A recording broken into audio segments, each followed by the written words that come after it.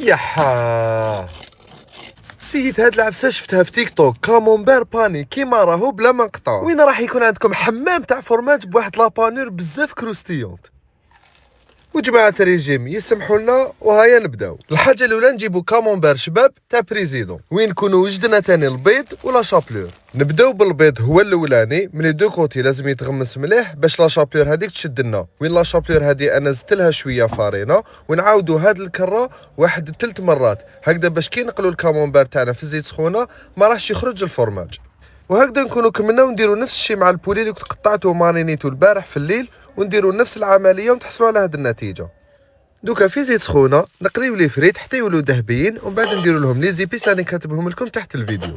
ومن بعد نقليو البولي هو الدوزيام على نار متوسطه، والزيت تكون سخونه حتى يتحمروا مليح هكذا. ونخليو الكامونبير هو الاخراني، علاش؟ باش كي يطيب ما نستناوش يزيد يطيب البولي والفريت حتى يعاود يبرد ويجمد هذاك الفورماج. دونك مع اللي يطيب الكامونبير ديريكت بسم الله نبداو ناكلو.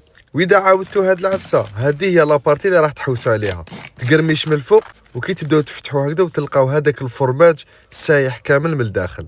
صدقوني يا خوتي غير متعه هاد الطبق، لازم تسيوه هي لو كان خطره. قولوا لي في لي كومونتير اذا عجبتكم هاد الطريقه ولا لا وبصحتكم.